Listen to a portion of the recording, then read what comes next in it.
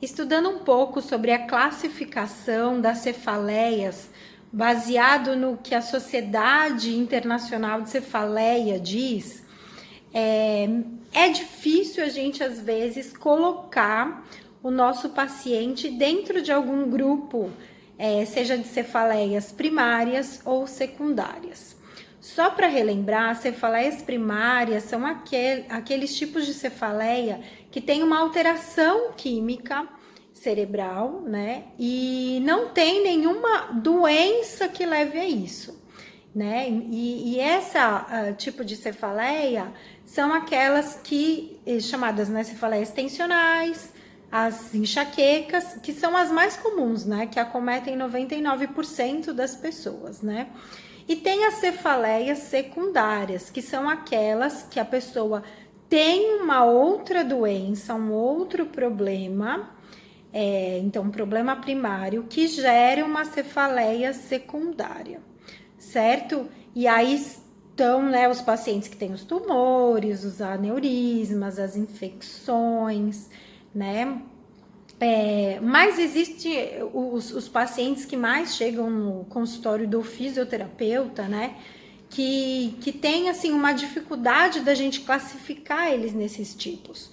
Por quê? Porque, às vezes, o paciente, ele chega, então, com uma dor de cervical, né? Então, a gente já pensa assim, opa, uma cefaleia cervicogênica. A cefaleia cervicogênica, ela tá no grupo das cefaleias secundárias, né? Ou seja, tem um problema ali na cervical que causa uma cefaleia, né? Mas se a gente for pensar numa tensão miofascial, ela já muda de grupo. Então, a Sociedade Internacional de Cefaleias já classifica ela como uma cefaleia primária, cefaleia tensional.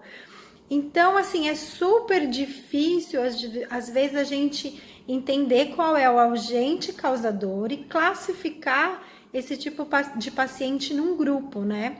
É a mesma coisa nos pacientes que têm alguma questão ocular.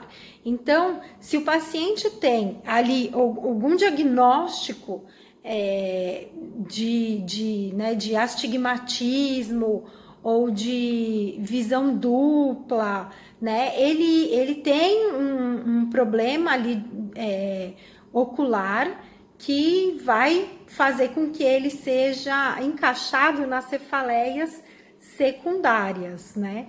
Mas se é uma alteração tensional de musculatura oculomotora, ele já volta para o grupo de cefaleia primária, entende? A mesma coisa acontece com a ATM. Então, se eu tenho um problema ali de disco ou de artrose, ele se classifica na cefaleia secundária. Mas se ele tem só uma alteração tensional das forças mecânicas, ele se encaixa na cefaleia primária do tipo tensional.